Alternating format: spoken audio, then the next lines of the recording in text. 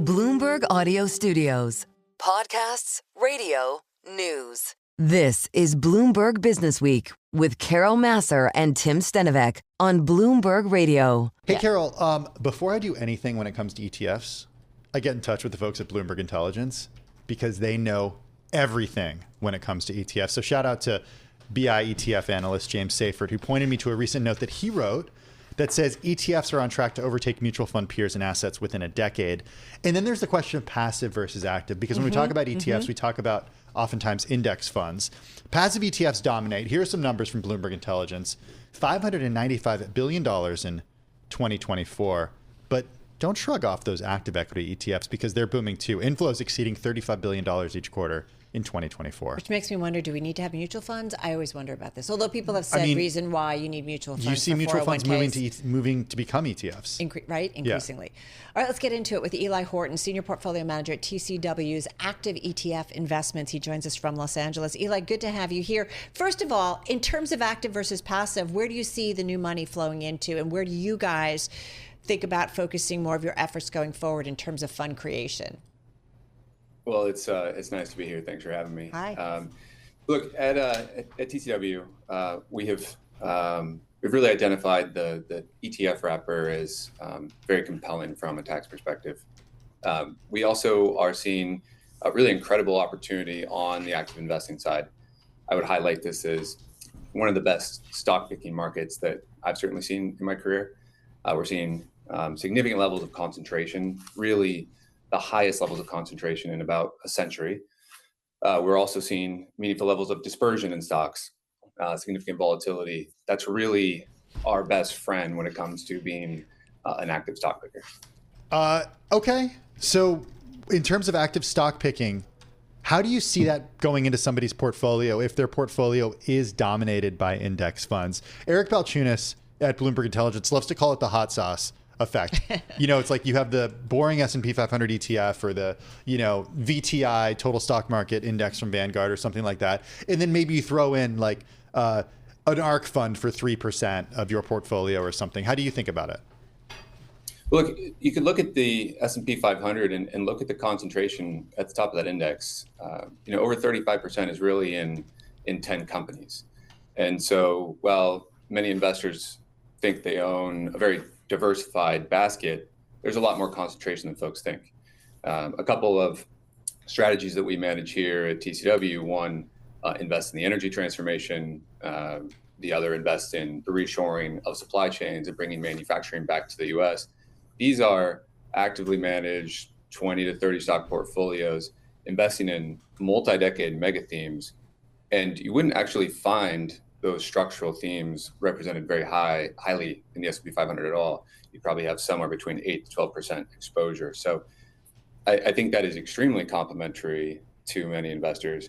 And it also provides that active stock picking, which, like I said earlier, I think this is one of the most favorable markets I've seen in my career for stock picking. Yeah, interesting. All right, so thematics make a difference, right? And I am curious about the thematics that you think are going to be most appropriate in this environment.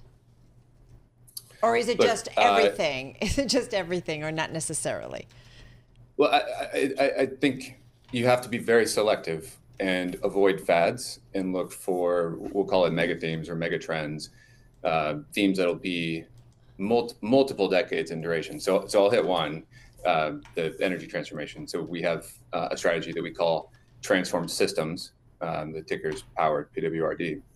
And we're investing in the migration of the world's energy system from a fossil fuel system to renewable energy. We are probably 20 years into this process. And if you just look at where power and energy are sourced from, only about 15 to 20% is truly renewable, and the rest is hydrocarbon based. So even 20 years in, we're nowhere close to the end game. And the world's investing about $2 trillion per year to migrate towards this end state. That $2 trillion is growing every single year. It's largely non-discretionary, and it's creating tremendous opportunities, whether it's the power and electrical grid, transportation, commercial services, a variety of different businesses. Again, going back to my earlier comments, many of these companies are old economy companies and less represented in the broader markets. And this is a theme where you've got a nice tailwind at your back for decades. that's one of the examples I highlight. Yeah, I'm looking at PWRD, as you said, the TCW Transformation Systems ETF. It's up about 32% in the past year, up about 8% so far year to date. And if I look at some of the holdings, it's GE, it's Airbus, it's Vistra, which we know has been a big, been rewarded by the AI spend in terms of the energy expectations, Union Pacific. So it's kind of so what's the theme there? It's just anybody that's impacted by the move towards renewables? So the point I think we should try to drive home here is that investing in the energy transformation requires a much broader subset of businesses and value chains and systems than most think. It's not just energy. It's not just batteries, wind, solar. There's so much more that goes into play here. So you mentioned Vistra. Vistra is a generator of power, nat gas, nuclear. Our grid needs to be expanded massively. We're short power. Vistra is enabling the transformation. You mentioned GE. Most folks wouldn't think of an aerospace engine company as being part of the energy transformation, but GE makes one of the premier engines that go on the planes we all fly around. It burns 20% less fuel. That's obviously great for the environment, but it is extremely valuable to their airline customers who are spending a third of their operating cost on fuel. So we've got a power producer, an aerospace engine supplier, a variety of other types of companies that are actually vital to transforming the systems or our energy system, if you will. It's much bigger than just traditional energy or renewable energy. You've also got waste management services in there as well. We like talking trash here. We've talked to the folks at some of these huge companies, Republic Services, that are listed. What's the opportunity that you see? We love talking trash too, and Republic has been one. It's been one of our large investments since inception of the strategy 3 years ago. Amongst other merits that Republic has that make it such a great business, it is actually taking its landfills, and inside these landfills, there's a bunch of biodegradable material that emits gases, primarily methane. Republic can capture and capture that gas, run some industrial processes on it, and out the other side comes renewable natural gas. So they're literally taking trash, turn it into natural gas that can then be sold into the market. Perfectly circular. The net IRRs on these projects are in excess of 50, 60%. So it's a very high value business. And no one ever thinks about that when you think about Republic's business, but it's actually very important for the energy transformation, very valuable to the stock. And so we have been proud owners of Republic for a few years now. Can you just take me through, as portfolio manager, your process for adding to a stock, adding a stock, selling a stock, or removing a stock? Like, what goes into that? Look, so at the end of the day, our investment process is one that we strive to be repeatable, teachable, proven through cycles. It's very fundamentally oriented, very bottoms up driven. And we're looking for companies that are misunderstood or have secular growth opportunities that the market's not appreciating. And when we find a great business where we think there's an asymmetrical range of outcomes where reward really offsets risk by a large magnitude, you'll see us express conviction in the form of sizing. And so businesses like Republic or GE, where we are extremely optimistic about the multi-year prospects, we'll make them large investments in the portfolio. I believe as an investor, that type of concentration and sizing is how you beat the market through the cycle. All right, we're going to leave it on that note. Listen, there's so much happening in the energy space, so really kind of cool to see your perspective and take on all of this. Eli, thank you. Eli Horton, Senior Portfolio Manager at TCW's Active ETF Investments, joining us from Los Angeles. OpenAI had a commercial at last night's Super Bowl, and by the way, the cost of those ads risen to a record of over $8 million. Adweek pointed out that Dunkin', Pfizer, T-Mobile, Nike, Jeep, and others are among the companies that spent the most, opting for some 60 and 90-second spots. Dunkin' spot was long. The boy band one? No, the one where, what's his name, was in the vat of I didn't see that coffee one. beans. Okay. But well, with... Yeah, I don't know. Yeah. Okay, I have no idea what you're talking about. But With Ben Affleck. If you know, you know, I guess. Doug Zarkin is chief brand occasionally you've got to officer. run to the bathroom during the Super Bowl. I'm just going to say, you can't watch all the commercials. Doug Zarkin is chief brand officer at Modern Performance and Recovery Brands. It's a holding company that counts the Good Feet store, ING store, Stretched, and Compression Health among its brands. Doug's also held executive roles in marketing at Luxottica, Avon, Victoria's Secret, and more. He's also the author of Moving Your Brand Out of the Friend Zone. He joins us from New York. Doug, is that money well spent? Carol doesn't even remember the Dunkin' ad. I do remember. I can't remember the actor who was also in it. Was it Jeremy Strong? Was it Jeremy Strong in the van? Jeremy Strong from Succession, yeah.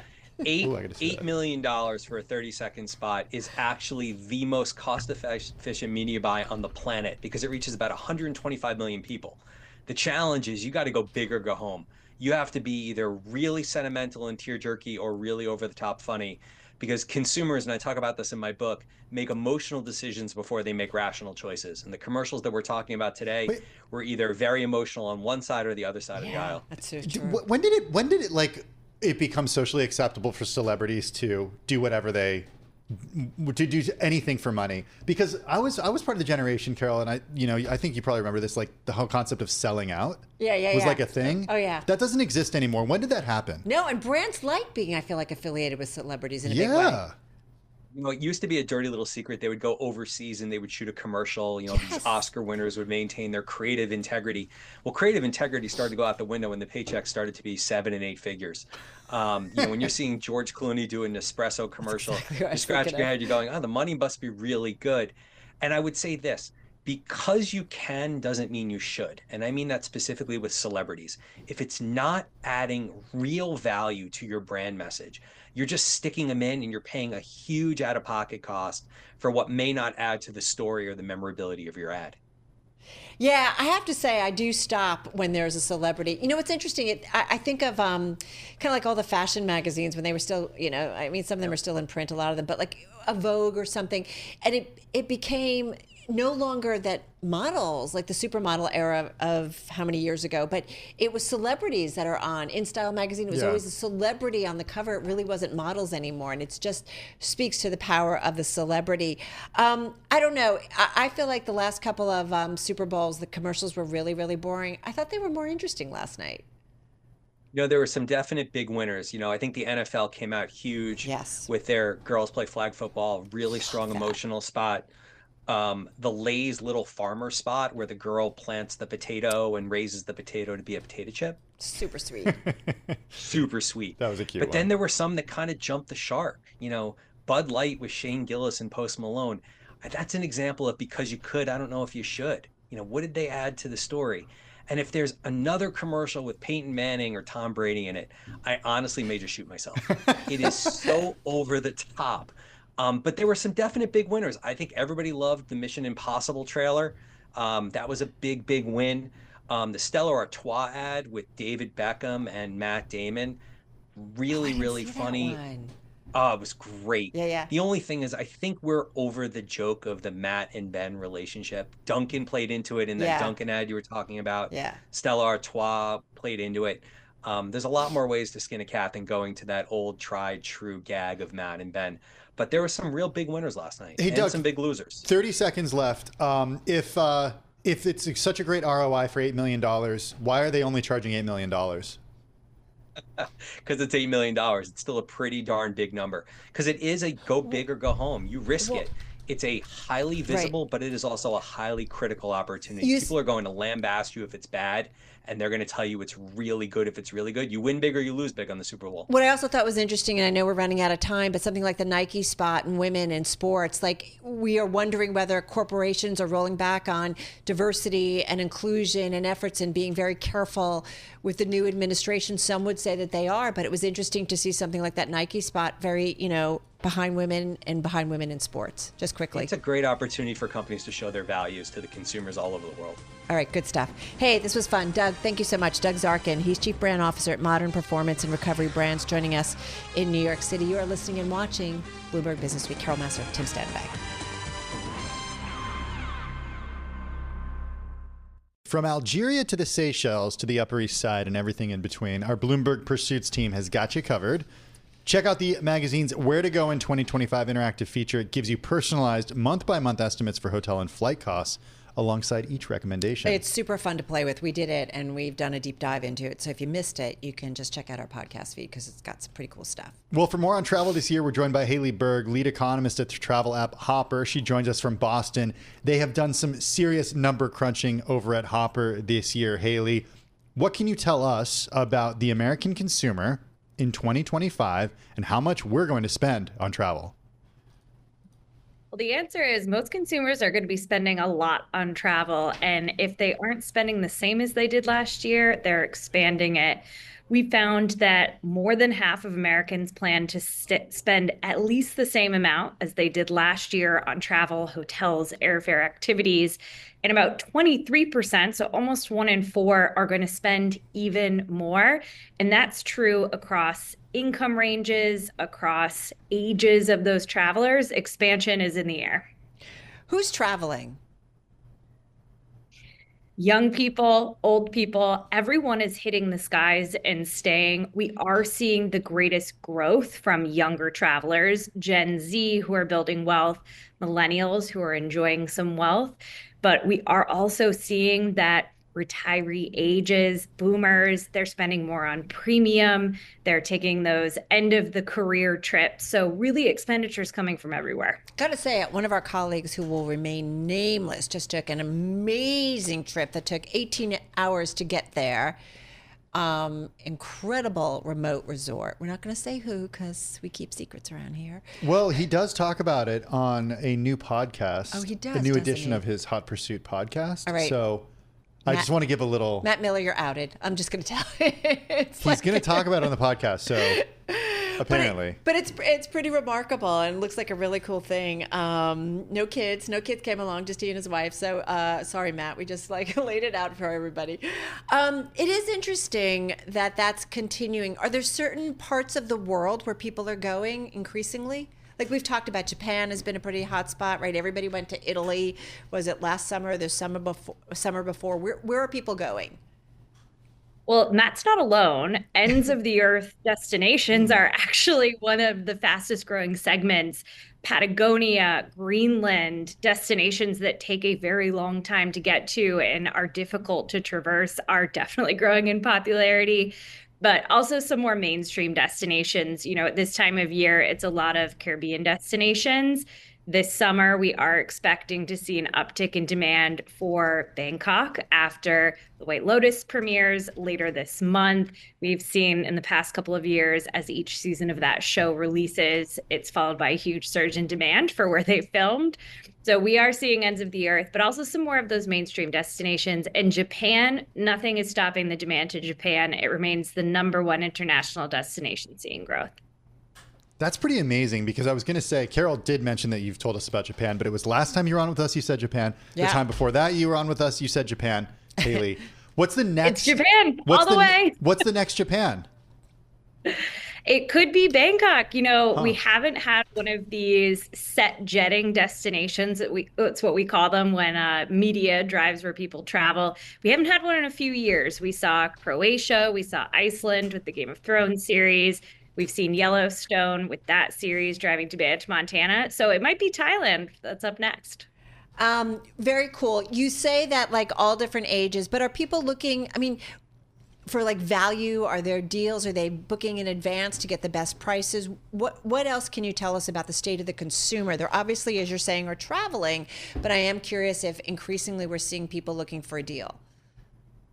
Absolutely. We track what we call deal-seeking behavior. When people are booking, how often they're checking the price before they book. And what's really interesting is that about 2/3 of travelers are checking multiple websites or apps, at least 3 or more, before they actually make their travel bookings. And that shows us that there is price sensitivity. But on the flip side, we've heard from the airlines, we've heard from the hotels that this demand for premium is just not exhausted yet. It's still growing. And I am seeing that as well. We have these price-sensitive customers who are checking multiple sites, really doing their homework, but they're also willing to pay extra for things like flexibility, disruption protection, a room with a view, or a hotel with a nice restaurant. So it's a little bit of a balancing act. The youngest travelers are definitely the most price sensitive, but there is a balance between how price sensitive Americans are and how much they're just trying to kind of hack that budget to get the most out of it. And yet, according to your research, the folks at the lower end of the income spectrum are expected to spend more on travel this year. What's the explanation for that? About 22% of the households earning the least in the US are actually expanding their travel expenditure next year. And I think a big part of that is getting more out of their existing or a slightly bigger budget. But also it's this shift that travel and experiences are what households want to spend on once they've paid for their needs. And that's why they're continuing to expand this travel budget. Hey, where do cruises come into this? We caught up with the CEO of Royal Caribbean, and they reported a full year profit forecast that blew away past street, I should say, expectations. Cruise demand, they talked about continuing to ramp up. This was just at the end of January, and then they're moving now into the river cruises, which we've seen certainly other lines, whether it's Viking, Carnival's been doing it too. Carnival's been upbeat as well. We've talked with the CEO there. How does cruising fit into this, and what are you seeing in terms of demand? Cruising is definitely an area of growth, especially as you say, those river cruises, which offer a more intimate, a smaller, but more of a unique experience. We know those types of experiences are hugely popular. They're growing in demand, especially among younger travelers. Historically, some of those river cruises have been more focused on an older generation of traveler, but that is shifting. I think a lot of travelers see cruises as a great all-inclusive. They know the price tag for everything, food, where they're going, the activities that they're going to be able to do. So cruises are actually a way to really manage that travel budget. And I'm not at all surprised that we're still seeing surging demand for trips on cruises, whether they be short river cruises or some of those bigger Caribbean ones. All right, got it. Hey, Hayley, we're going to leave it on that note. Hayley, thank you so much. Hayley Berg, lead economist over at Hopper, joining us on this Monday from Boston. Where are you going? Maybe some beach time. I don't know about anything else. I know, Sam. I'm not complaining. It's just... It's a little early to be planning the beach, Carol. It's never too early Okay. to plan the beach.